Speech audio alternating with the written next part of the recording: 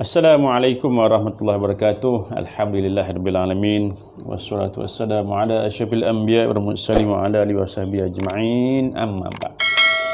Apa khabar semua? Sihat kepada sahabat-sahabat maya saya di luar sana dan juga kepada follower saya sebagainya. Alhamdulillah, terima kasih kerana memberikan sokongan untuk saya meneruskan siri halal dan sihat ini. Baik, untuk kali ini saya juga memilih rintitan daripada bincang bab susu, bab yogurt. Hari ini masuk bab keju. Dan juga hari ini orang sebut sebagai cheese. Keju ni ialah keju asal perkataan daripada French. Keju. Sekarang ni orang sebut sebagai cheese lah sebab semua nak bagi senyum cheese. Dulu tak ada pun istilah cheese ni kan. Orang sekarang ni dah buat kek cheese, roti canai cheese, naan cheese. Termasuklah yang kata dulu goreng pisang je, sekarang dah goreng pisang cheese. Termasuklah keropok cheese. Dan juga sama ada yang hard cheese ke yang soft cheese, blue cheese, juga cheese berdebah yang lain. Jangan sampai cheese berdebah sudah. Apa juga kita kena lihat sama ada khasiat cheese, juga isu-isu yang berlaku dalam halal haram tentang cheese ini.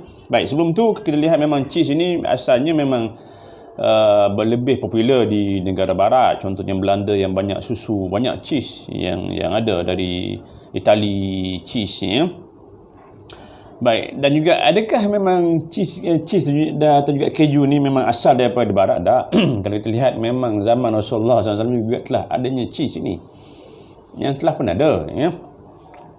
Sebab tu diriwayatkan daripada Ibn Abbas radhiyallahu anhu, beliau berkata, ibu saudaraku, ini dia yang sebelah ibu, dan juga menghadiahkan kepada Rasulullah SAW daging dab, keju dan susu. Keju, dab dan juga susu dihadiahkan kepada baginda sallallahu alaihi wasallam. Lalu baginda meninggalkan dab pada hidangannya, tak makan pada ketika itu. Sekiranya ia haram, nescaya ia tidak dihidangkan. Baginda hanya minum susu dan juga makan keju. Ada tiga yang diberikan kepada Rasulullah: daging dab, susu dan juga keju. Tapi Rasulullah tak ambil dab, bukannya masuk haram tak ambil. Kita kena bezakan, dan juga nanti saya juga akan bincangkan dab ini dari sudut boleh ke tak boleh sebagainya. Tapi yang saya nak highlightkan adalah tentang makan keju, maknanya disebut sebagai keju. Dan juga dalam Al-Quran memang tidak ada keju yang disebut dalam Al-Quran, tapi banyak dikaitkan dengan susu dan juga yogurt sebagaimana yang telah saya bincangkan dalam siri yang sebelum ni. Kalau ingin tahu, lihat kepada channel Ustaz Amir Halal, like lah, share lah, subscribe lah di situ, supaya banyak yang orang lain juga boleh dimanfaatkan. Baik, tapi yogurt ada cheese ini banyak diceritakan juga dalam sirah Rasulullah SAW. Antaranya kisah perkahwinan baginda dengan Syafiyah binti Huyai, di mana para sahabat mengadakan jamuan walimah, yang ini kenduri, dengan membawa keju, tamar dan juga minyak sapi.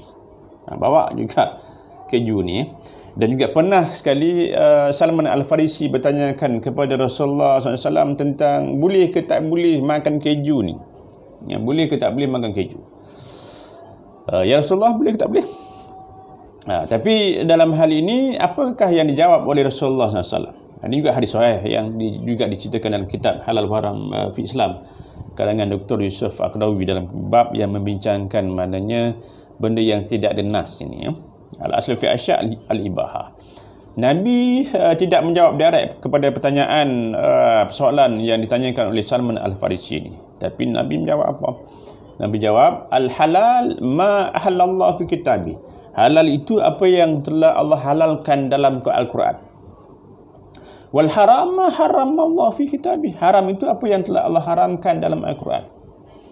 Wa mimma sakata, apa yang didiamkannya, mimma afalakum, itulah yang dimaafkan bagi kamu. Maka kata Dr.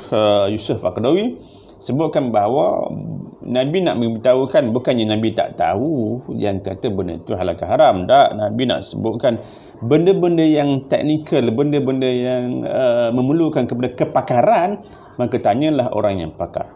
Fas'alu ahla zikri in kuntum la ta'lamun. Tanyalah, rujuklah kepada orang yang ahli, yang pakar, ya, jika kita tak tahu ni. So dalam hal ini saya juga akan bincang. Baik. So kalau kita lihat, memang adakah cheese juga, keju ni memang dia buat 100% susu? Dah, dia juga ada bahan-bahan yang lain yang nak membekukan itu, dia menggunakan bahan-bahan tambah, food additive yang lain, ya. Sama ada susu yang dibuat daripada susu lembu, kerbau, kambing juga bibiri, maknanya hasilan susu ni yang menjadi penggumpalan susu, dia juga mempunyai bahan-bahan tambah yang lain. Baik, kalau kita lihat undang-undang di bawah Kementerian Kesihatan Malaysia, kan, sebab sihat dan juga memang kena highlightkan jugalah Akta Makanan 1983 yang dikuatkuasakan oleh Kementerian Kesihatan Malaysia ni, nama yang cukup megah sekarang ini.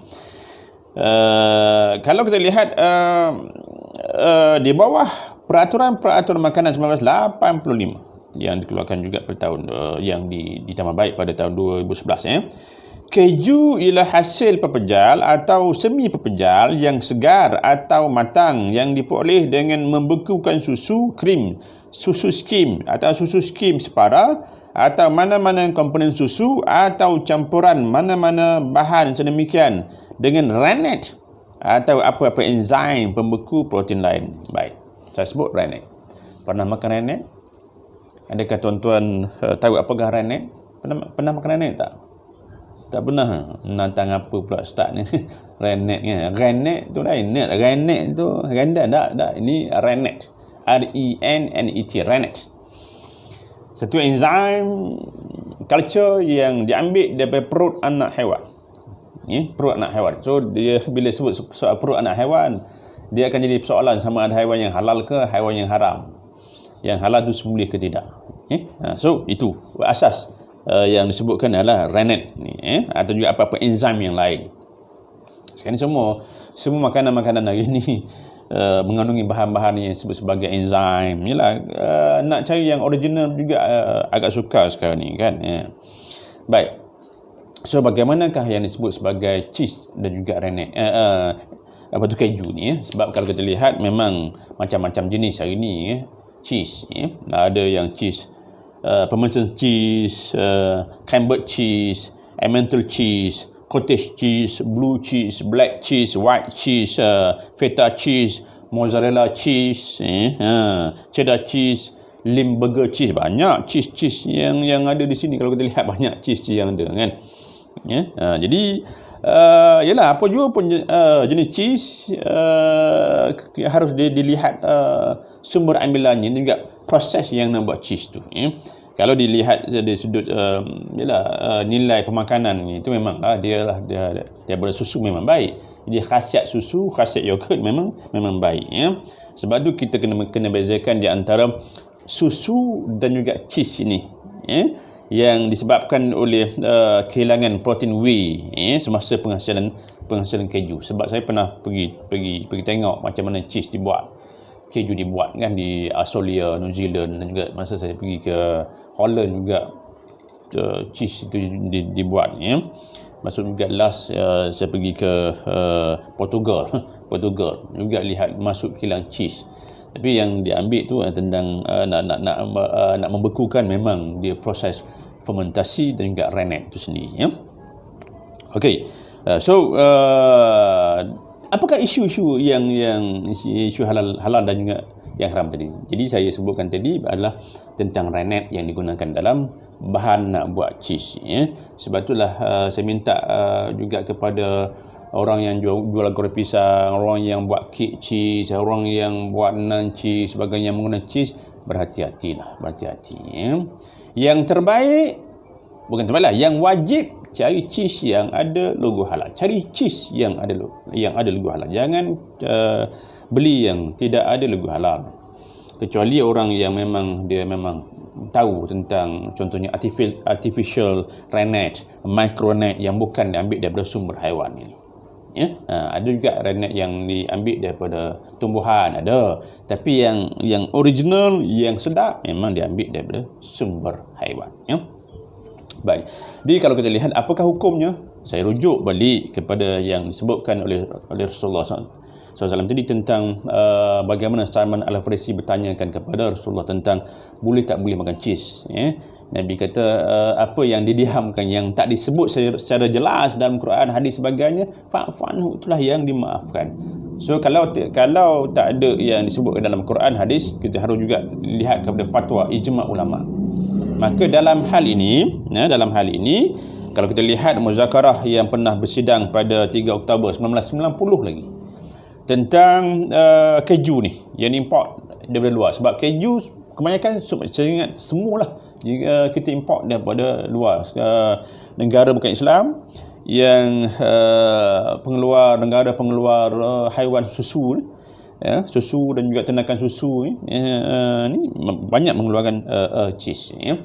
Jadi antara yang digunakanlah rennet sebagai enzim yang didapati sama ada dari perut anak lembu, biri-biri dan juga babi. Semua orang tahu kan bahawa babi ni memang banyak dia punya manfaat, ya. Jadi dalam hal ini fatwa jelas, rennet yang digunakan untuk penghasilan cheese, penghasilan keju, hendaklah diambil daripada perut anak haiwan yang halal yang disembelih terlebih dahulu, iaitu fatwa yang clear. So dalam hal ini kena pastikan sebab kita mana tahu sama ada ia semula ke tak. Jadi indikator yang paling mudah adalah lihat logo halal. Logo halal yang diiktiraf oleh pihak JAKIM di luar negara. Kalau dah adanya logo halal itu, maka bolehlah ambil. Kalau tak ada, janganlah tuan-tuan, ya. Saya ingatkan sekali lagi lah kepada pengusaha-pengusaha, ya. Sebab kita ni orang yang duk membeli goreng pisang cheese, kita mengharapkan kepada orang yang menjual saja kan, orang yang menjual, sebab orang itu orang Islam. Jadi kita sebagai orang yang menjual, selain daripada keuntungan, haruslah juga dilihat dari sudut barakah, keberkatan dalam perniagaan, barakah bisnesnya itu, ya. Kena pastikan kita juga menjual benda-benda yang confirm halal, yang disebutkan innal halal bayyinun wa innal harama bayyinun wa bainahuma umurun mustabihat la ya'lamuhunna katsirun minan nas, atau kama qala Rasulullah SAW. Hadis sahih, hadis yang diriwayatkan oleh Al-Bukhari wal Muslim, hadis sahih, ya.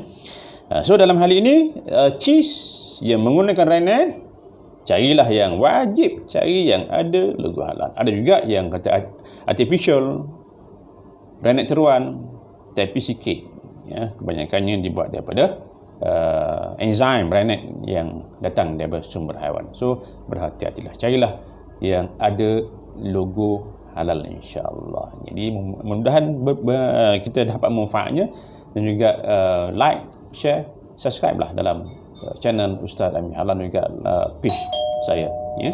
Jadi sekian, Assalamualaikum warahmatullahi wabarakatuh.